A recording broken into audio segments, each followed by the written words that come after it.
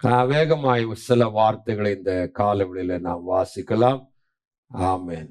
ஏசாயா 26வது அதிகாரம் 1, 2, 3 வசனங்களை எல்லாரும் சேர்ந்து நாம வாசிக்கலாம். ஏசாயா 26வது அதிகாரம் 1, 3 வசனங்களை எல்லாரும் சேர்ந்து நாம் வாசிக்கலாம். அக்காலத்திலே யூதா தேசத்தில் பாடப்படும் பாட்டாவது, பலனான நகரம் நமக்கு உண்டு, ரட்சிப்பையே அதற்கு மதிலும் அரணுமாக ஏற்படுத்துவார். சத்தியத்தை கை கொண்டு வருகிற நீதி உள்ள ஜாதி உள்ளே பிரவேசிப்பதற்காக வாசலை திறவுங்கள். உம்மை உறுதியாய் பற்றி கொண்ட மனதுடையவன் உம்மையே நம்பியிருக்கப்படியால் நீர் பூரண சமாதானத்தினால் அவனை காத்து கொள்வீர். ஆமென். கண்களை மூடி நாம் ஜெபிக்கலாம். பரலோகத்தின் நல்ல பிதாவே, இந்த வார்த்தைக்காக நாங்கள் நன்றி சொல்லுகிறோம். நீர் எங்களோடு பேசும் தடைகளை எல்லாம் நீர் அகற்றி உம்முடைய வார்த்தை கொண்டு எங்கள் இருதயங்களில் வெளிப்பட்டு பரிசுத்த தேவ ஆவியானவர் ஐயா நீர் பேசும், விடுதலை தாரும், எங்களை ஆசீர்வதியும். உடைய தயவுள்ள கரங்களில் ஒப்பு கொடுக்கிறேன். வந்த பிள்ளை யாவரையும் ஒப்பு கொடுக்கிறோம் இயேசுவின் நல்ல நாமத்திலேயே பிதாவே. ஆமென். ஆமென். ஹல்லேலூயா. ஆமென். கர்த்தர் இங்கே சொல்லுகிற நல்ல வார்த்தையை நாம் இங்கே வாசிக்கிறோம். ஆமென். ஆமென். இந்த புத்தகம் ஆமென் நல்ல ஒரு என்ன சொல்லுகிறது, ஆமென் ஒரு பாடல். இந்த புத்தகம் என்னது? இந்த அதிகாரம் ஒரு பாடல். ஆமென். யூதாவிலே பாடுகிற பாடல் என்று பாபிலோனிலிருந்து விடுதலையாக்கப்பட்டு வரக்கூடிய பிள்ளைகள் பிற்காலத்திலே யூதா தேசத்திலே என்ன செய்வார்கள்?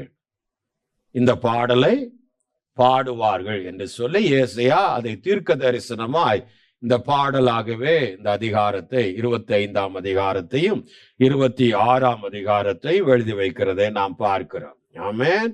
இந்த பாடல் ஒரு உன்னதமான ஒரு பாடல். அல்லேலூயா. நீங்களும் பாடலா என்ன செய்ய முடியும்? இதை பாட முடியும். ஆமென். இந்த 26ஆம் அதிகாரத்தை 3 கேட்டகரியா பிரிக்கலாம். ஒன்று, ஆமென் அவர், அதாவது அந்த மலைகள் சூழ்ந்திருக்கிற அந்த எருசலேம் ஆகிய பட்டணத்துல தம்முடைய ஜனங்களை அவர் சேகரிக்கிறார், கூட்டுகிறார். ஆமென். அப்படி அந்த பட்டணம் நிறைந்த எருசலேம் பட்டணத்துல தேவ ஜனங்கள் பாடுகிற பாடலை தான் இதுல நாம பார்க்கிறோம். அந்த பட்டணத்துல பிரவேசிப்பத சிட்டியில பிரவேசிப்பர் புதிய எருசலேம் என்று சொல்வார்கள், சியோன் என்று சொல்வார்கள். இப்படியாக அவருடைய பட்டணத்துல பிரவேசிக்கிற தகுதி உள்ளவர்கள் யார் என்பதை இந்த அதிகாரங்களில் என்ன செய்கிறோம்? 1வது காணுகிறோம். 2வது, கர்த்தராகிய தேவன் அப்படி தகுதி உள்ள அந்த தேவ பிள்ளைகளுக்கு அவர் செய்யக்கூடியது என்னென்ன ஆசீர்வாதங்களை அவர் வைத்திருக்கிறார் என்பதை சொல்லுகிறார். 3வது, தேவ சபைக்கு உள்ள ஜெயத்தை அவர் இங்கே குறிப்பிட்டு சொல்லுகிறார். அல்லேலூயா. ஆமென். தேவ பிள்ளைகளுக்கு உண்டான கிறிஸ்துவுக்குள்ளாய் தேவனுக்குள்ளாய் இருக்கிற ஒரு ஜெய வாழ்க்கை அல்லது ஜெயம், வெற்றி. ஆமென். அதை இங்கே குறிப்பிட்டு சொல்லுகிறார். ஆமென். முதலாவது, ஆண்டவர் அந்த பட்டணத்துக்கு, அந்த பட்டணம் என்று சொல்லும் போது எபிரியர் 11ஆம் அதிகாரம் 10, 11, 12 வசனங்களில் வாசிக்கும் போது, கையினால் கட்டப்பட்ட ஒரு அந்த பட்டணமா இல்லாமல் தேவன் தாமே கட்டி உண்டாக்கின அந்த பட்டணத்துக்காக ஆபிரகாம் என்ன செய்து கொண்டிருந்தான்? காத்து கொண்டிருந்தான் என்று வேதம் சொல்லுகிறார்.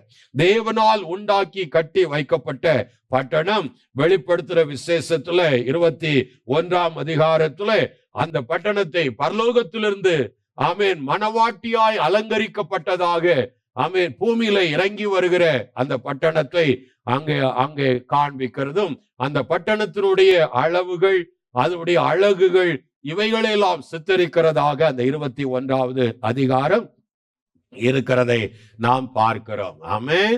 இந்த பட்டணத்துல எப்படி யார் பிரவேசிப்பார்கள் என்று, அதாவது தேவன் வாசம் செய்கிற அந்த பட்டணம், அதுல தேவ பிள்ளைகள் வாசமா இருக்கிற அந்த பட்டணத்தை தான் இந்த அதிகாரங்களில் வாசிக்கிறோம். 1ஆம் வசனத்துல வாசிக்கிறோம், பலனான நகரம் நமக்கு உண்டு. பலனான நகரம் நமக்கு உண்டு, அதற்கு ரட்சிப்பையே மதிலாகவும் அரணாகவும் ஏற்படுத்துவார். ஆமென். முதலாவது அந்த பட்டணத்தினுடைய குவாலிபிகேஷன் என்னன்னா, ஆமென். அது ரட்சிப்பு தான் அதனுடைய குவாலிபிகேஷன். அல்லேலூயா. ரட்சிப்பையே அரணாக மதிலாக ஏற்படுத்தி வைத்திருக்கிறார். ஆமென், ஆமென். ரட்சிப்பு அப்படின்னு சொன்னாலே ஒரு ரட்சகர் இயேசு கிறிஸ்து, ஆமென், தன் ஜனங்களை ரட்சித்து அந்த ஜனங்களை அந்த பட்டணத்திலே அவர் அமர்த்துகிறவராய் இருக்கிறார். ஆமென். அப்ப முதலாவது குவாலிபிகேஷன் ரட்சிப்பு. ஆமென். வெளிப்படுத்தின விசேஷம் 21வது அதிகாரம் 24வது வசனத்துல அங்கே ரட்சிக்கப்படுகிற ஜனங்கள் அதன் வெளிச்சத்திலே நடப்பார்கள். பூமியின் ராஜாக்கள் தங்கள் மகிமையை கனத்தையும் அதற்குள்ளே கொண்டு வருவார்கள். அப்படி சொல்லிட்டு 27ல சொல்லுகிறார், தீட்டுள்ளதும் அருவருப்பையும் பொய்யையும் நடப்பிக்கிறதுமாகிய ஒன்றும் அதிலே பிரவேசிப்பதில்லை. ஆட்டுக்குட்டியானவரின் ஜீவ புஸ்தகத்திலே எழுதப்பட்டவர்கள் மாத்திரம் அதிலே பிரவேசிப்பார்கள். அப்ப யார் பிரவேசிப்பார்? அந்த பட்டணத்துக்குள்ளே யார் பிரவேசிப்பார் என்று பார்த்தால், ஆட்டுக்குட்டியானுடைய ஜீவ புஸ்தகத்திலே பேர் எழுதப்பட்ட தேவ பிள்ளைகள் மட்டும் அதிலே பிரவேசிப்பார்கள். கரங்களை எல்லாம் சொல்லாமா? அப்ப யார் யார் பேரெல்லாம் அதுல எழுதியிருக்கிறது? 1-2 பேர் அங்க இருக்கிற மாதிரி தெரியுது. ஆமென், ஆமென். உண்மையாய் தேவனுடைய ரட்சிப்பு என்று சொன்னால் மனம் திரும்பி, அது அப்போஸ்தலர் 2:38 பேதுரு சொல்லுவார், அப்படின்னா நாங்க என்ன செய்ய வேண்டும் என்று கேட்டு வருகிற ஜனத்திற்கு அவர் சொன்ன வார்த்தை, பேதுரு அவர்களை நோக்கி, நீங்கள் மனம் திரும்பி ஒவ்வொருவரும் பாவ மன்னிப்புக்கென்று இயேசுவின் நாமத்திலே ஞானஸ்நானம் பெற்றுக் கொள்ளுங்கள், அப்பொழுது பரிசுத்த ஆவியின் வரத்தை பெறுவீர்கள். அப்ப என்ன யார் ரட்சிப்பு அப்படின்னு சொன்னா, கர்த்தராய் இயேசுவிடத்துல வந்து மனம் திரும்பி தன் பாவத்தை உணர்ந்து, பாவம் செய்யாத மனுஷன் கிடையாது, எல்லா மனிதனும் பாவம் செய்து கெட்டு போயிட்டு இருக்கிறான். அல்லேலூயா. தேவன் அற்றவனாய் வாழுகிற ஒரு மனிதன் தேவனை அறியாது இருக்கிற வேளையில தன் தேவனை அறிந்து அந்த இயேசுவிடத்துல வந்து எனக்காக அந்த இயேசு பலியாக சிலுவையிலே தன்னை ஒப்பு கொடுத்தார் என்று விசுவாசித்து தன் பாவத்தை மனமும் வந்து உண்மையான இருதயத்தில், ஆண்டவரே என்னையும் உடைய பிள்ளையாய் ஏற்றுக்கொள்ள வேண்டும், என் பாவங்களை சிறுவயது தொடங்கி நான் செய்து வந்த எல்லா பழக்க வழக்கங்கள், உம்மை துதிக்காமல் உம்மை ஆராதிக்காமல் இருந்த வாழ்க்கை எல்லாவற்றையும் மன்னித்து என்னை ஏற்றுக்கொள்ள வேண்டும் என்று உண்மையான இருதயத்தோடு உடைந்த உள்ளத்தோடு ஆண்டவரிடத்துல அவன் கண்ணீரோடு செபிக்கும் போது அந்த தேவன் அவனை ஏற்றுக்கொண்டு அவனை மன்னிக்கிறார். அவர் உண்மை உள்ளவர். அல்லேலூயா. ஆமென். அவர் மன்னித்து தன்னை ஏற்றுக்கொள்ளுகிற பொழுது அந்த பரலோகத்திலே வேதம் சொல்லு மிகுந்த சந்தோஷம் உண்டாகிறது. தூதர்கள் நடுவில் மிகுந்த சந்தோஷம் என்று சொல்லுது. எல்லாவற்றுக்கும் மேலாக நமக்குள்ளே ஒரு பெரிய ரட்சணிய சந்தோஷம் உண்டாகும். அல்லேலூயா. நமக்குள்ள என்ன உண்டாயிருக்கும்? ரட்சணிய சந்தோஷம். பாவ மன்னிப்பு நிச்சயத்தினாலே நம்முடைய உள்ளம் பூரிப்பு அடைந்து தேவன் தன்னுடைய பிள்ளையா ஏற்றுக்கொண்டதினாலே பூரிப்பு அடைந்து மகிழும். அல்லேலூயா. அந்த நிச்சயத்தோடு ஒரு தேவ பிள்ளை அவன் ஞானஸ்நான உடன்படிக்கை பண்ணி அங்கே பாவ மன்னிப்புக்கு என்று அவன் என்ன எடுக்கணும்? ஞானஸ்தானம். பழைய மனுஷன் என்ன செய்யணும்? அடக்கம் பண்ணிட்டு புதிய மனிதனாய் அவர் எழுந்திருக்க வேண்டும். புதிய மனிதனாய் எழுந்த ரோமர் 6ஆம் அதிகாரம் 4ஆம் வசனத்துல நாம் வாசிக்கிறோம். 6ஆம் அதிகாரம் ஒரு ஞானஸ்நானத்தை குறித்து பேதுரு எழுதும் போது, பிதாவின் மகிமையினாலே கிறிஸ்து மரித்தோரை விட்டு எழுப்பப்பட்டது போல நாமும் புதிதான ஜீவனுள்ளவர்களாய் நடந்து கொள்ளும்படிக்கு அவருடைய மரணத்துக்கு உள்ளாக்கும் ஞானஸ்தானத்தினாலே கிறிஸ்துவோடு கூட, நல்ல கவனிங்க, அப்ப புதிதான ஜீவன் உள்ளவர்களாய் நடந்து கொள்ளும்படிக்கு கிறிஸ்துவோடு கூட நாமும் என்ன செய்ய வேண்டியிருக்கிறது? அடக்கம் பண்ணப்பட்டு அவருடைய மரணத்துக்குள்ளாகும் மரணத்தினாலே அவருடைய உயிர்த்தெழின் சாயலில் இணைக்கப்படுவோம். 5ஆம் வசனத்துல வாசிக்கிறோம், அவருடைய மரணத்தின் சாயலிலே இணைக்கப்பட்டவர்கள் ஆனால் அவருடைய உயிர்த்தெழிலும் சாயலிலும் என்ன செய்யப்பட்டிருப்போம்? இத கொஞ்சம் அந்த நெகட்டிவ் வேர்டுல சொல்லுங்க பாப்போம். அவருடைய மரணத்தின் சாயலில் எல்லாரும் சொல்லுங்க. அவருடைய மரணத்தின் சாயல் இணைக்கப்படாது இருந்தால் அவருடைய உயிர்த்தெழுதல் சாயலிலும் இணைக்கப்படாது இருப்போம். இப்போ மரணத்தின் சாயல் எது? அப்ப ஞானஸ்தானம் பெற்றுக்கொள்ளாம இருந்தா உயிர்த்தெழுதல் ஸ்தானத்துல பங்கு கொள்ளுவானா? இப்பதானே படிச்சோம், பண்ண முடியாது. அல்லேலூயா.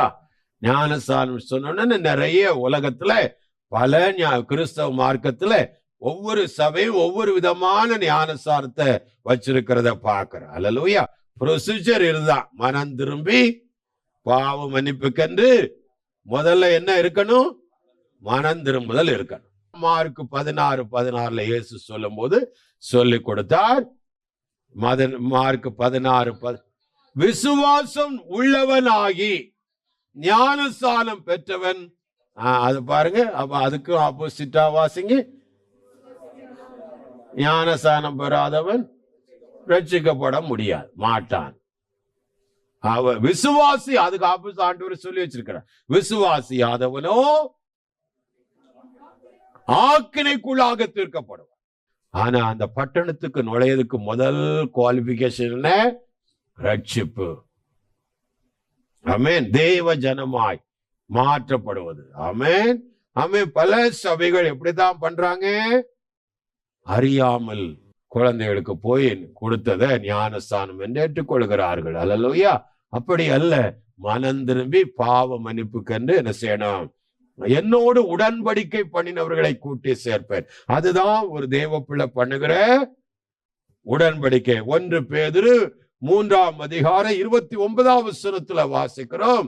அதற்கு ஒப்பனையான ஞானஸ்தானமானது பேதுரு, பிரதான அப்போஸ்தலராயிருந்த பேதுரு சொல்லுகிறார், அது மாமிசத்தின் அழுக்கை நீக்கிறதாயிராமல் தேவனை பற்றும் நல் மனசாட்சியின் உடன்படிக்கை ஆயிரும். நல்ல தேவனை பற்றும் நல் மனசாட்சியின் உடன்படிக்கை. அதுதான் நல் மனசாட்சியின் உடன்படிக்கை. என்ன பிரச்சனை வந்தாலும் இந்த உடன்படிக்கை சொல்லும், நான் தேவ பிள்ளை, தேவனோடு என்ன செஞ்சிருக்கிறேன்? உடன்படிக்கை பண்ணிருக்கிறேன். இதான் நல் மனசாட்சி. ஆமென். என் தேவனின் பாவத்தை என்ன செஞ்சிருக்கிறார்? மன்னித்திருக்கிறார் என்ற உடன்படிக்கை நிச்சயம் அவன் உள்ளத்துல இருக்கும்.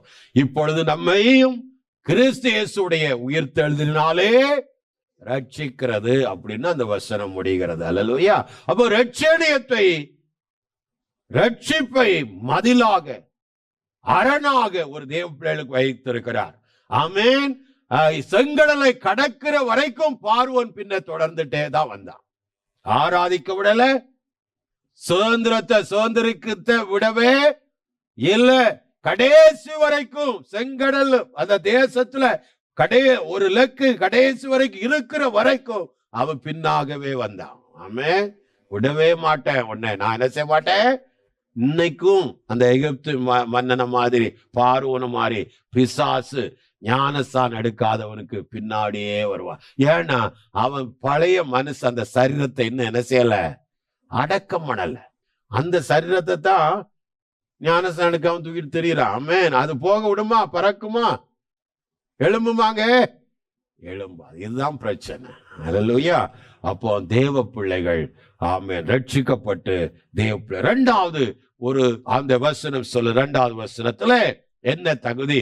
சத்தியத்தை கை கொண்டு வருகிற நீதியே உள்ள ஜாதி உள்ளே பிரவேசிப்பதற்காக வாசலை துறவுங்கள். ஆமென். என்ன ஜாதி? சத்தியத்தை கை கொண்டு வருகிற ஜாதி, நீதி உள்ள ஜாதி. ஆமென்.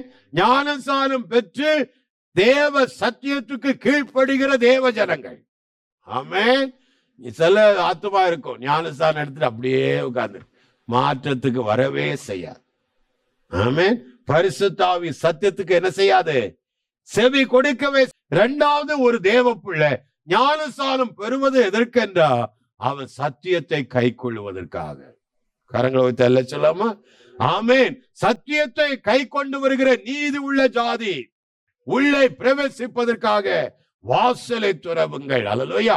அந்த பட்டணத்துக்கு அந்த சிட்டில 12 வாசல்கள் உண்டு. எத்தனை வாசல்? 12 வாசல். ஒவ்வொரு சைடிலும் 4 சைடு உண்டு. அந்த கியூபிக்கல், அது அந்த பட்டணம். ஆமென். ஒரு சதுர அந்த கியூபா, இந்த பில்டிங் மாதிரி சதுர கியூபா இருக்கிறத வச்சிடுங்க. அப்படிப்பட்டதுல எத்தனை வாசல் இருக்கிறது? 4 திசைகளுக்கும் 3 வாசல்களாய் 12 வாசல்கள் இருக்கிறது. அல்லேலூயா. அதிலே அப்போஸ்தலர்கள் பெயரை அந்த வாசலுக்கு ஆண்டவர் என்ன செய்தார்? எழுதி வைத்தார். ஆமென். இப்போ சத்தியத்தை கை கொண்டு வருகிற தேவ பிள்ளைகள் மட்டும் ஆமென் ஞானஸ்தானம் பெற்று, அதுதான் ஃபர்ஸ்ட் ஸ்டெப். மனம் திரும்புதல், பாவ மன்னிப்பு, ஞானஸ்தானம், 7 வகையான மூல அஸ்திவாரமான ஃபவுண்டேஷனல் டாக்டரின் சொல்லுவாங்க, அப்போஸ்தல உபதேசங்கள். ஆமென். அதெல்லாம் கை கொண்டு ஜெபத்திலும் அப்பம் பிற்கதிலும் உறுதியா என்ன செய்தார்கள்? தரித்திருந்தார்கள். அல்லேலூயா. அப்படி தேவ வருகைக்கு தங்களை ஆயத்தப்படுத்திக் கொண்டு சத்தியத்தில் நடக்கிற உத்தம மார்க்கத்தார். அல்லேலூயா. அதான் வேதம், சத்தியத்தை கை கொண்டு கொள்ளுகிற நீதி உள்ள ஜாதி உள்ளே பிரவேசிப்பதற்காக என்ன செய்யணும்? வாசலை திறவுங்க. ஆமென். 3வது, அவரை உறுதியாய் பற்றி கொண்ட மனதுடையவன். 3வது வசனத்துல சொல்லப்பட எப்படி இருக்கணும்? அதாவது ரூத் நகமியை எப்படி பற்றி கொண்டாலும் உறுதியாய், நீர் எங்க போவீர நான் அங்க வருவேன், நீர் சாப்பாடுக்கு உமக்கு இருந்தா எனக்கு என்னது சாப்பாடு, இல்லைன்னா இல்ல, நீர் மறிக்கிற இடத்துல திரும்பி போவதை மட்டும் என்கிட்ட என்ன செய்யக்கூடாது. ஆமா, வச்சிட்டியா கால, திரும்பி என்ன செய்யாத. கலப்பையில கை வைத்தவன் திரும்பி பார்க்க காது இருக்க கடவன். அல்லேலூயா. ஐயோ, முள்ளு, வேதனை, கண்ணீர், இந்த தண்டனை, இந்த ஆவிக்குரிய ஜீவல ரொம்ப கஷ்டம், இதெல்லாம் வாழ்ந்துட முடியாது. தேவன் ஆமே, நீ சரியா சத்தியத்துக்கு கீழ்ப்படையிலன்னா கொஞ்சம் என்னதான் வரும், கஷ்டம், பாடும், முள்ளெல்லாம் கொடுப்பார். ஏன் நீ நாசமாய் போயிடக்கூடாது என்பதற்காக உன்னை திருத்தி எப்படியாவது ரட்சித்து அபிஷேகித்து வைத்திருக்கிறாரே, விட்டுருவாரா? கிருபையிலே எப்படியாவது வந்துட மாட்டாயா என்றுதான் அவருக்கு நொறுக்கி ஆமென் சிரிச்சித்து பார்க்கிறார். ஆனாலும் கேட்கலன்னா அவர் ஒண்ணும் செய்ய முடியாது. ஆமென். அல்லேலூயா.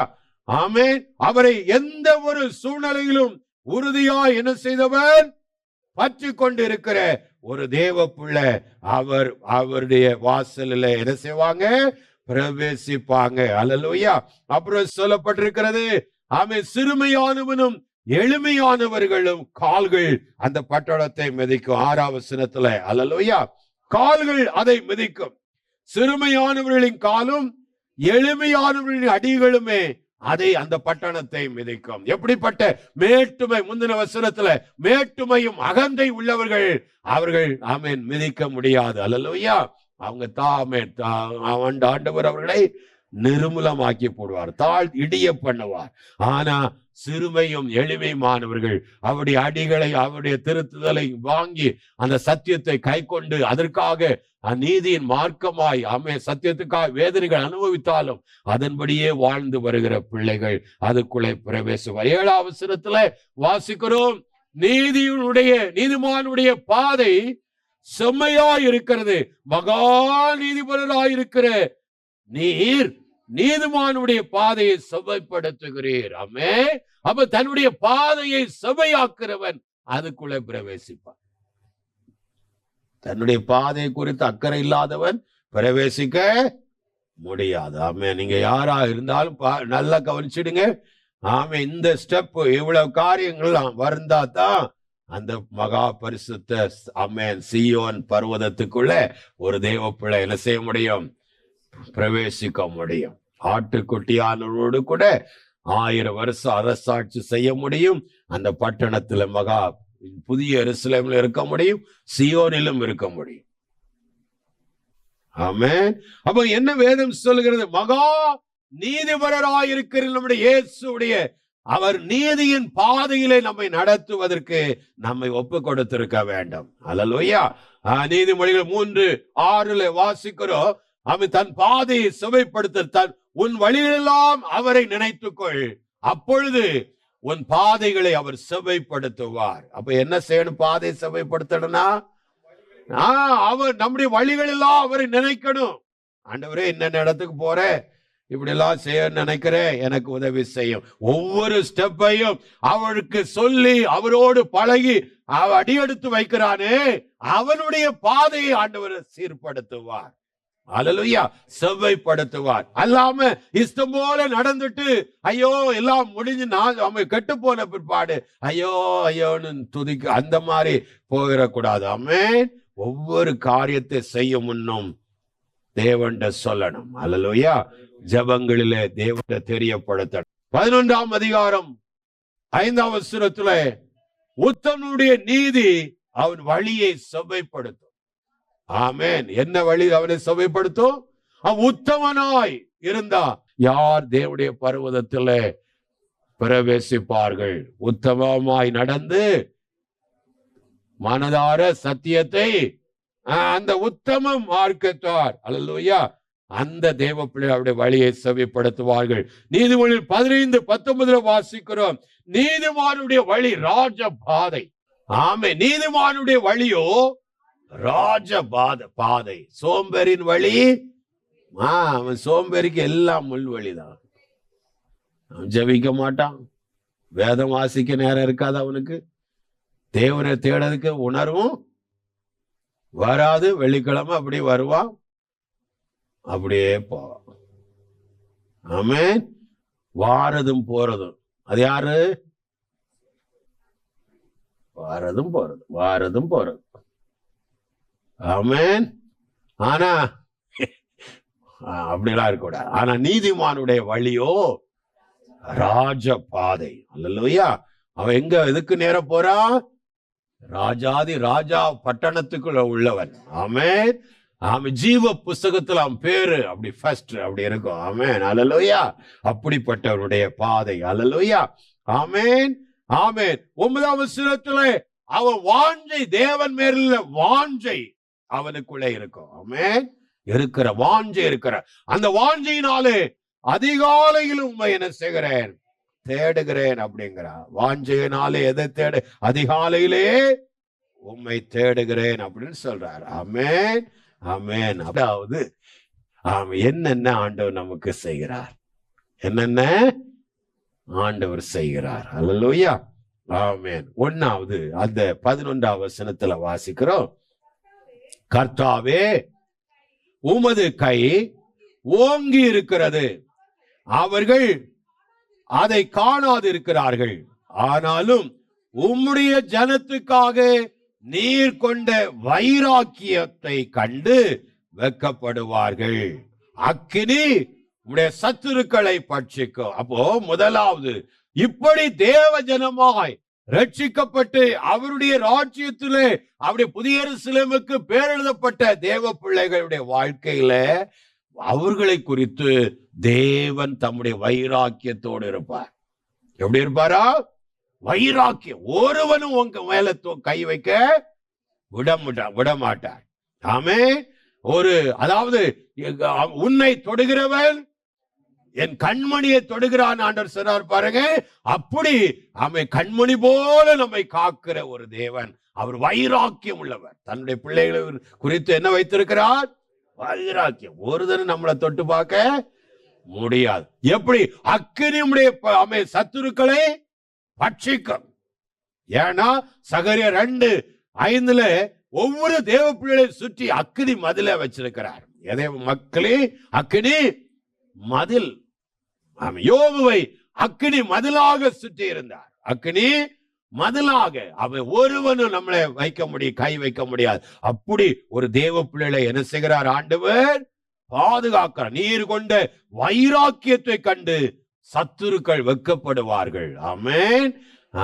அதே நேரத்துல அக்கினி உம்முடைய சத்துருக்களை பட்சிக்கும் அப்படின்னு ஆண்டவர் அங்கே சொல்லுகிறதை பார்க்கிறோம். ஆமென். 12ஆம் வசனத்திலே கர்த்தாவே எங்களுக்கு சமாதானத்தை கட்டளையிடுவீர். அப்ப தேவ பிள்ளைகளுக்கு என்ன இருக்கும்? ஆமென். அவங்க பூரண சமாதானம். அந்த 3ஆம் வசனத்துல சொல்றா பாருங்க, உண்மையே பற்றி இருக்கிறபடினாலே ஆமென் அவர்களுக்கு என்ன வைச்சிருப்பாரா? பூரண சமாதானம். எரேமியா 29:11 சொல்லுகிறது. எரேமியா 29:11 வாசிங்க. ஆமென். நீங்கள் எதிர்பார்த்திருக்கும் முடிவை உங்களுக்கு கொடுக்கும்படி நான் உங்கள் பேரு நினைத்திருக்கிற நினைவுகளை அறிவேன் என்று கர்த்தர் சொல்லுகிறார். அவைகள் தீமைக்கு அல்ல, சமாதானத்துக்கு ஏதுவான நினைவுகளே. அப்ப தேவன் நம்முடைய வழிகளை, நமக்காக எண்ணிக்கொண்டிருக்கிற எண்ணங்கள், நமக்கு நேர வைத்திருக்கிற வைராக்கியங்கள் எல்லாவற்றையும் கவனிக்கும் போது அது தீமைக்கல்ல, அவர் சமாதானத்துக்கு ஏதுவாக வைத்திருக்கிறார். அல்லேலூயா. நினைவுகள் எல்லாம் உன்னை எப்படி வைக்கணும், இந்த பூமியில எப்படி உயர்ந்திருக்கணும் என்பதையெல்லாம் ஆண்டவர் நினைத்து உன்னை குறித்து உயர்வான எண்ணத்தை வைத்திருக்கிறார். கரங்களுக்கு நன்றி சொல்லுவோமா? அப்படிப்பட்ட தேவன். ஆமென். அல்லேலூயா. பாதி வயதுல யாரும் போக விட மாட்டார். ஆமென். அல்லேலூயா. நிறைவான தீர்க்காயுசாய் நம்மளை எல்லா விதத்திலும் சுகத்திலும் பலத்திலும் பெருக பண்ணி நம்மை ஆசீர்வதிக்கிற கர்த்தர். கரங்களை வைத்து அல்ல சொல்லாமா? ஆமென். 16, 17 வசனத்துல ஆண்டவர் சொல்லுகிறார், உன் கூப்பிடுதலை கேட்கிறவர். எப்பெல்லாம் அவருடைய பேரை சொல்லி நீ கூப்பிடுறியோ அப்பெல்லாம் அவர் இதோ இருக்கிற, நீ கூப்பிடும் முன்னையே அவர் இருக்கிறேன் என்று சொல்லுகிற தேவ பிள்ளைகள். கரங்களை அல்ல சொல்லாமா? யாருக்கு? தேவ ஜனம் ரட்சிப்பை பெற்று சத்தியத்தை கை கொண்டு அவரை பின்பற்றுகிற நம்முடைய பேரை பரலோகத்தில் எழுதப்பட்டிருக்கிற அந்த சிட்டிக்கு தகுதி உள்ள பிள்ளைகளுக்கு ஆண்டவர் என்னென்ன செய்கிறார்? அல்லேலூயா. கூப்பிடுகிற எல்லார் சத்தத்தை என்ன செய்கிறார்? கேட்கிறார். அல்லேலூயா. 19 வரும்போது, மரித்த உம்முடையவர்கள் பிரேதமான என்னுடையவர்களோடு கூட எழுந்திருப்பார்கள். மண்ணிலே தங்கி இருக்கிறவர்களே விழித்து கம்பீருங்கள். உம்முடைய பனி பூண்டுகளின் மேல் பெய்யும் பனி போல இருக்கும். மரித்தோரை பூமி என்ன செய்யும்? புறப்பட பண்ணும். அல்லேலூயா. தேவ பிள்ளைகள் எப்படி எழும்புவாங்க? உம்முடைய பனி பூண்டுகள் மேலே பெய்யும் பனி போல இருக்கும். ஆமென். அல்ல, அந்த நாள் எல்லாம் பனிதான். தேவன் அப்படி எல்லாம் மழைன்னு கிடையாது, பனியே போதும். ஆமென். அது பொய்த உடனே பூண்டுகள் எல்லாம் முளைச்சு அப்படி துளிர்விட்டு புதிய மேனியா எழும்புது பாருங்க. அதே போல நம்மையும் ஒருவேளை மரித்த பரிசுத்தவான்களை அவர் எழுப்புவார். ஆனா நல்ல கவனிங்க, இதுக்கு பேர் எழுதப்படாதவன் எல்லாம் என்ன செய்வார் பாருங்க. அங்க சொல்ல 14 வாசிங்க. 14, அவர்கள் செத்தவர்கள் ஜீவிக்க மாட்டார்கள், மாண்ட ராட்சசர்கள் எழுந்திருக்க மாட்டார்கள். நீர் அவர்களை விசாரித்து சங்கரித்து அவள் பேரை அழிய பண்ணுவீர். யார? எத்தனையோ வாய்ப்புகளை கொடுத்து, எத்தனையோ சந்தர்ப்பங்களை கொடுத்து நீ ரட்சிக்கப்படு, தேவன்கிட்ட ஒப்புரவாகு, மனம் திரும்பு, ஆமென், கர்த்தரிடத்துல வா என்று சொன்னாலும் திரும்ப மனம் இல்லாமல் தன் இருதயத்தை கடினப்படுத்தி கொண்டவர்கள். அதுதான் வேதம் சொல்லுது, செத்தவர்கள். யார் இவர்கள்? செத்தவர்கள் ஜீவிக்க மாட்டார்கள். இவர்கள் யாரு? அவனுக்குள்ள என்ன கிடையாது? ஜீவனே இல்லை. மாண்ட ராட்சசர்கள், துன்மார்க்கர்கள், மாண்ட ராட்சசர்கள் எழுந்திருக்கவே மாட்டான். ஆமென். நீர் அவர்களை விசாரித்து சங்கரித்து அவள் பேரை என்ன செய்வீர்? அழிய பண்ணுவீர். ஆமென். அப்படிப்பட்ட துன்மார்க்கன் வாய்ப்புகளை கொடுத்தாலும் ஒரு முறையாவது இயேசுவே நீர் உண்மையான தேவனானால் எனக்கு உம்மை வெளிப்படுத்தும் என்று கூப்பிடாதவன். ஆமென்.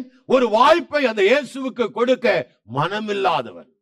ஆமென். தான் பிடித்த காலில்லா உண்மை அதுதான் உண்மை என்று காலம் முழுதும் கட்டு கதைகளுக்கும் ஆமென் இதிகாசங்களுக்கும் தன் வாழ்க்கையை ஒப்பு கொடுத்துட்டே இருக்கிறவன். ஆமென். மனம் திரும்பாதவன். அதுதான் ஆண்டவர் சொல்றார், செத்தவர்கள் ஜீவிக்க மாட்டார்கள். என்ன செய்வார்கள்? இவர்கள் ராட்சசர்கள் எழும்பவும் மாட்டார். இதுதான் வெளிப்படுத்துற விசேஷம். 20ஆம் அதிகாரம் 5, 6, 7 வசனத்திலே ஆண்டவர் சொல்லுகிறார். ஆமென். அல்லேலூயா. மரணமடைந்த மற்றவர்கள் அந்த 1000 வருஷம் வரைக்கும் உயிரடையவில்லை. இதுவே முதலாம் உயிர்த்தெழுதலுக்கு பங்குள்ளவன் பாக்கியவானும் பரிசுத்தவனுமாயிருக்கிறான். இவர்கள் மேல 2ஆம் மரணத்துக்கு ஆமா இந்த செத்தவெல்லாம் எப்ப எழும்புவான்னா? ஆமேன் ஆமேன். 2 கூட்டத்தாருக்கு நியாயம் தீர்ப்பை செய்கிறார். தேவனை அறியாதவர்களுக்கும் நம்முடைய கர்த்தராகிய இயேசு கிறிஸ்துவின் சுவிசேஷத்திற்கு கீழ்ப்படியாதவர்களுக்கும் நீதியுள்ள ஆக்கினை செலுத்தும்படியாக கர்த்தராகிய இயேசு தம்முடைய வல்லமை உள்ள தூதரோடும் ஜோலி தெரிகிற அக்கினியோடும் வானத்திலிருந்து இறங்கி வருவார். அல்ல, 2 கூட்ட ஜனம். ஒன்று தேவனை அறிவதற்கு மனமில்லாத ஜனம். ஆமென். அவன் அந்த ஒலிவ மலையில அவர் இயேசு வருவார் என்று அறிந்து அந்த மலை முழுவதும் கல்லறைகளா இருக்கும். ஆமென். தன்னை அடக்கம் பண்ண எந்த யூதன் மரித்தாலும் அந்த இடத்துல கொண்டு அவன் அடக்கம் பண்ணதுக்கு வாஞ்சிப்பான். ஆமென். ஏன்னா ஒரு மேன்மையான உயிர்த்தெழுதல் உங்களுக்கு எனக்கு ஆண்டவர் வைத்திருக்கிறார். ஹல்லேலூயா. ஆமென். வைத்திருக்கிற தேவன். ஆமென். எத்தனையோ ராஜ்யங்கள் எழும்பினது. ரோம சாம்ராஜ்யம் எழும்பினது. ஆமே, மகா அலெக்சாண்டர் எழுப்பினார்கள். கிரேக்க சாம்ராஜ்யம் எழும்பினது. எல்லா சாம்ராஜ்யங்களும் கிறிஸ்தவனை ஒடுக்கி விட வேண்டும், இல்லாமல் ஆக்க வேண்டும், வேத புத்தகத்தை தீ வைத்து கொளுத்த வேண்டும் என்று, அடக்க வேண்டும் என்று எவ்வளவோ முயற்சிகள் எடுத்தார்கள். ஏன் இன்னைக்கும் எடுத்துக்கொண்டு இருக்கிறார்கள். ஆனா சபையை ஒருவனாலும் மேற்கொள்ள முடியாதபடிக்கு ஒரு ஜெயத்தை கர்த்தர் சபைக்கு வைத்தார்.